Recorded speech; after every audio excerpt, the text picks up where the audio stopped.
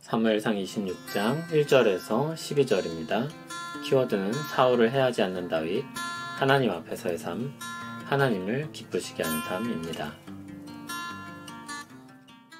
10사람이 기브아에 와서 사울에게 말하여 이르되 다윗이 광야 앞 하길라 산에 숨지 아니하였나이까 하매 사울이 일어나 10광야에서 다윗을 찾으려고 이스라엘에서 택한 사람 3,000명과 함께 10광야로 내려가서 사울이 광야 앞 하길라 산 길가에 진친이라.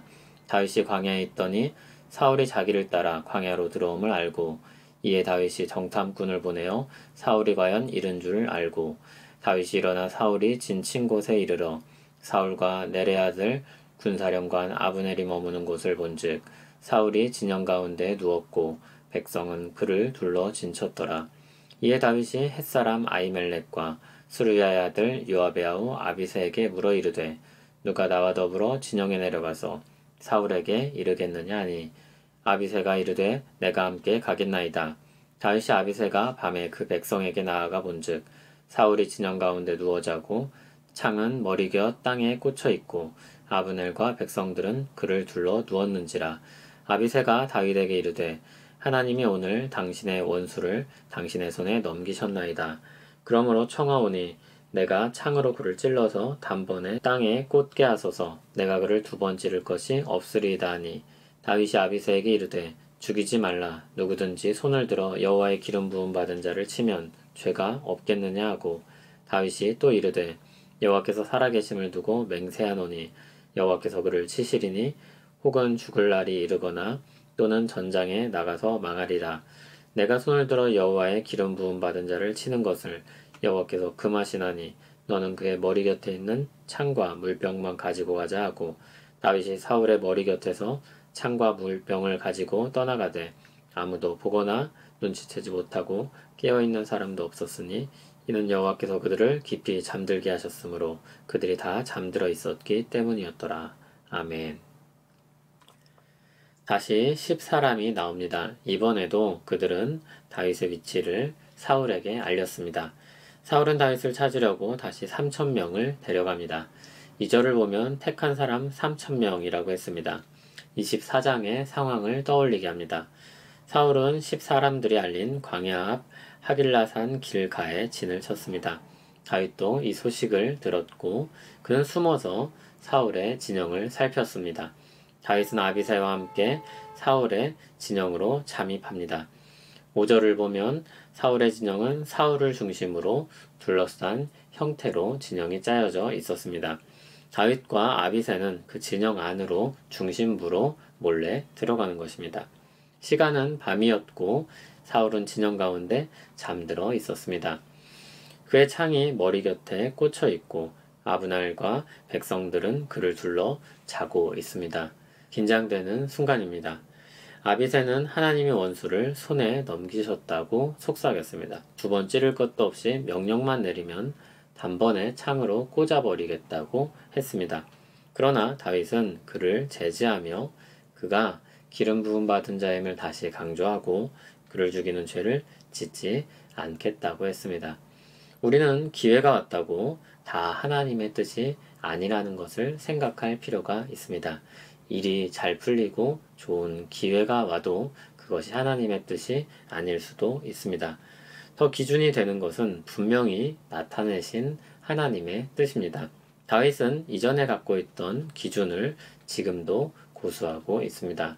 하나님이 기름 부으신 자를 치지 않겠다는 것입니다. 10절을 보면 다윗은 하나님이 그를 치시거나 죽을 날이 돼서 죽거나 전쟁에서 망할 것이라고 했습니다. 하나님께 그의 생명에 주권이 있다는 고백입니다.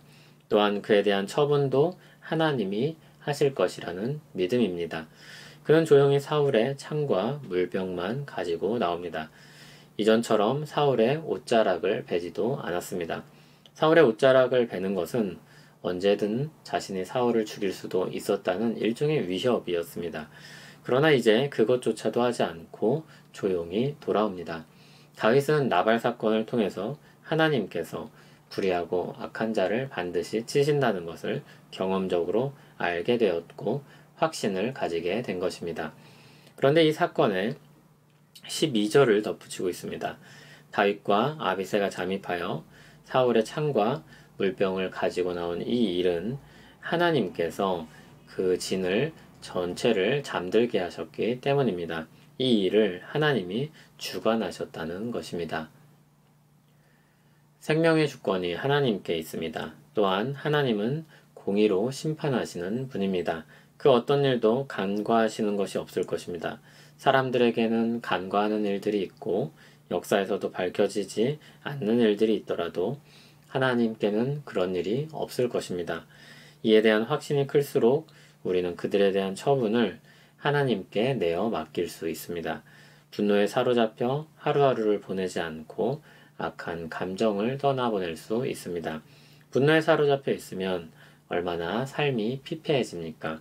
얼마나 많은 시간들을 그 감정에 소비하게 됩니까? 또 그 감정이 가까운 사람들에게 흘러넘칠 때도 많습니다. 데살로니가전서 4장을 보면 하나님을 기쁘시게 하는 삶에 대해 말합니다. 하나님의 뜻은 거룩함이라고 했습니다. 그리고 이러한 거룩한 생활의 방식 중에 하나는 분수를 넘어서 형제를 해하지 말라는 것이 포함됩니다. 분명 거기에는 분노하고 억울할 만한 이유가 있을 것입니다. 그럼에도 형제를 해하지 않는 생활 방식을 제시하면서 그 일에 대해서 하나님이 신원하여 주신다고 말했습니다. 우리가 분노를 거두고 맡길 수 있는 이유입니다. 필요하면 하나님이 치실 것입니다. 다윗의 경우에는 나발도 하나님이 치셨고 사울도 결국 하나님이 치셨다는 것을 우리가 기억해야 할 것입니다. 거꾸로 우리는 그것을 두려워해야 할 필요도 있습니다. 내가 악을 행할 때 아무 일도 일어나지 않는다고 해서 하나님이 그냥 지나가실 것이라고 착각해서는 안 됩니다. 하나님이 다 아십니다. 눈물로 회개하게 하시고 필요에 따라서는 따끔하게 징계도 내리실 것입니다. 결코 그것이 가볍지만은 않을 것입니다. 우리는 하나님의 통치 아래 사는 사람들입니다. 온 세상은 의식하지 못하고 있지만 그들 역시 하나님의 통치 아래 있습니다. 하나님이 다스리십니다. 이에 대한 확신이 더욱더 커져가기를 바랍니다. 그리하여서 지혜롭게 행할 수 있기를 소원합니다. 어리석게 하나님을 대적하여 행하고 악한 일을 일삼지 않기를 바랍니다. 이러한 생활 방식은 겨우 벌받지 않으려고 조심성 있게 살아가는 것이 아님을 기억해야 할 것입니다. 하나님을 기쁘시게 하는 삶의 방식이라는 것을 잊지 마시기 바랍니다. 거룩한 삶의 한 부분입니다. 하나님을 영화롭게 하고 그분을 즐거워하는 삶의 방식입니다. 하나님 아버지, 우리를 거룩한 자녀로 부르시고 하나님을 기쁘시게 하는 삶을 살게 하시니 감사합니다. 우리의 삶을 통해서 하나님을 영화롭게 하기를 원합니다. 그러나 살다 보면 우리를 분노하게 하고 억울하게 하는 일들이 참 많습니다.